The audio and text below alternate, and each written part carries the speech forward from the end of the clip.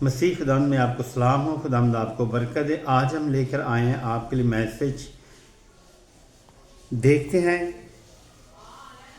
دروازے پر جب ہم کھڑے ہوئے ہوں گے تو مالک ہمیں کیا کہے گا۔ دروازے پر کھڑے ہوئے ہوں گے تو مالک ہمیں کیا جواب دے گا۔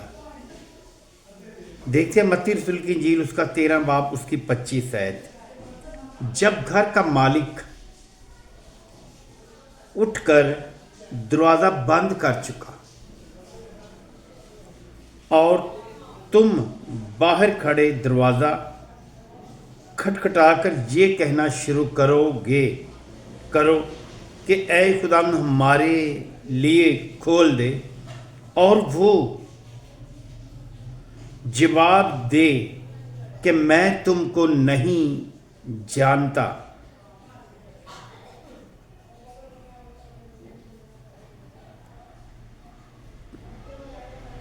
کیا کہہ رہا ہے کہ میں تم کو نہیں جانتا۔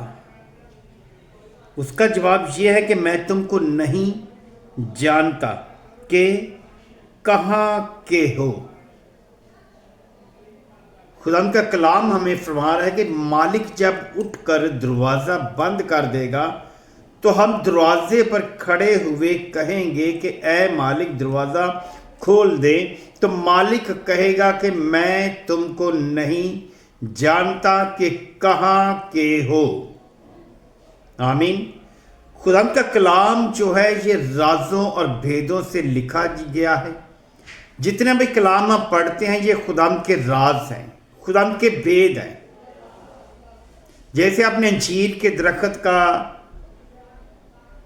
پڑھا ہوگا، ابھی کہ اس پر پھل کا موسم نہیں بھی تھا، سو خدا کو جب بھوک لگی تو اس کے قریب کھانے کے لیے گیا تو اس پر پھل نہیں تھا، سو خداوند نے کہا کہ جا آئندہ تجھ پر کبھی پھل نہ لگے۔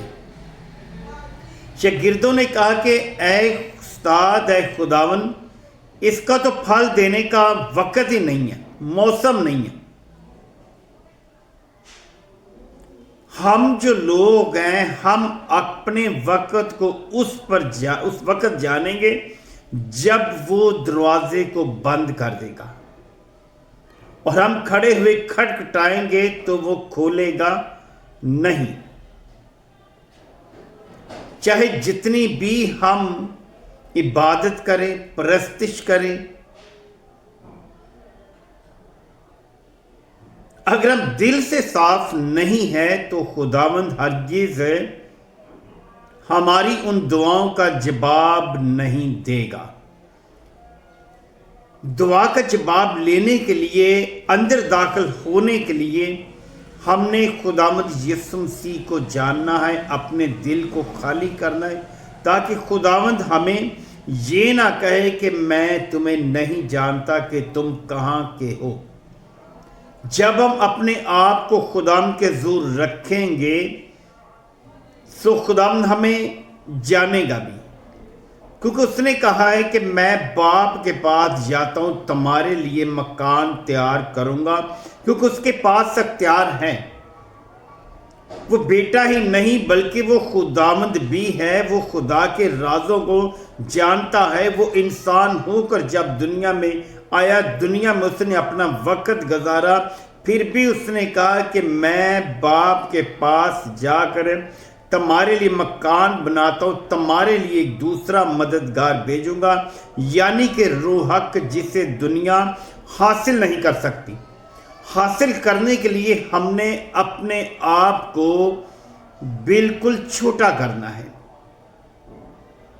اپنے اندر سے غرور، تکبر، علم کا حقار، دولت کا حقار اور گھمنڈ، اسے ختم کرنے کی ضرورت ہے۔ خدا یسوع جو ہے وہ ایک مالک ہے، وہ ہمارا مالک ہے۔ مکاشفہ 3 باب میں اس نے لکھا ہے کہ میرے بند کیے ہوئے کو کوئی کھول نہیں سکتا، اور کھولے ہوئے کو کوئی بند نہیں کر سکتا۔ یہ باپ یہوہ کی آواز ہے، یہ باپ یہوہ کی آواز ہے، اور ساتھ یہ مقدس مریم کے انتظام کی آواز ہے۔ یہ خدا بات کر رہا ہے، وہ کہہ رہا ہے کہ میرے بند کیے ہوئے کو کوئی کھول نہیں سکتا اور کھولے ہوئے کو کوئی بند نہیں کر سکتا، کیونکہ وہ دروازہ ہے۔ خدا یسوع بھی ایک زندگی کا دروازہ ہے۔ یوحنا کی کتاب اس کا 10 باب پہلی آیت آپ پڑھ کر دیکھیں تو اس میں لکھا ہے کہ زندگی کا دروازہ میں ہوں، جو کوئی دروازے میں سے نہیں بلکہ اور کسی طرف سے چڑھ جاتا ہے وہ چور اور ڈاکو ہے۔ چوروں اور ڈاکوؤں کو خداوند یعنی مالک اس وقت کہے گا کہ میں تمہیں نہیں جانتا کہ کہاں کے ہو۔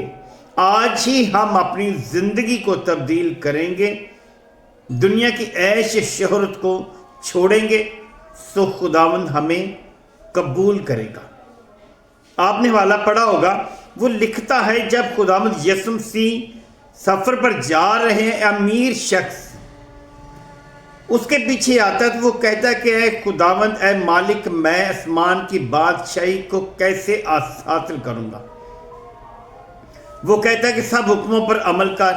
اس نے کہا کہ میں نے بچپن سے ہی حکموں پر عمل کیا ہے۔ سو پھر خداوند یسوع مسیح سے کیا جواب دیتے ہیں کہ اپنا سب کچھ دولت بیچ کر غریبوں میں تقسیم کر دے تو آسمان پر تجھے خزانہ ملے گا۔ وہ شخص مایوس ہو کر وہاں سے واپس لوٹ جاتا ہے۔ ایسا نہ ہو کہ ہم بھی اس دروازے کے درمیان میں جب سامنے کھڑے ہو، دروازہ کھلا ہو تو اندر داخل نہ ہو سکے۔ داخل ہونے کے لیے ہم نے دنیا کی چیزوں کو بھولنا ہے، اپنے اندر دل میں خداوند کے لیے محبت پیدا کرنی ہے۔ خداوند خدا جو ہے وہ ہر کسی سے محبت رکھتا ہے، وہ سب کا خالق ہے، سب کو خلق کرنے والا، سب کا مالک ہے۔ ہم دیکھتے ہیں متی رسول کی انجیل اس کا 8 باب اور اس کی 11 آیت، اس میں کیا فرما رہے ہیں؟ لکھتا ہے اور میں تم سے کہتا ہوں، ان لوگوں سے جو دروازے پر کھٹکھٹا رہے کو کہہ رہے کھول دیں، تو خداوند یعنی مالک انہیں کہہ رہا ہے کہ میں تمہیں نہیں جانتا کہ تم کہاں کے ہو۔ ان لوگوں سے یہ خداوند یسوع بات کر رہے ہیں، فرما رہے ہیں اور میں تم سے کہتا ہوں کہ بتھیرے پورب اور پچھم سے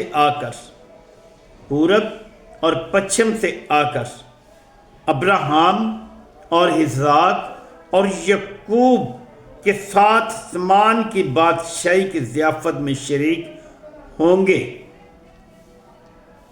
مگر بادشاہی کے بیٹے باہر اندھیرے میں ڈالے جائیں گے، وہاں رونا اور دانت پیسنا۔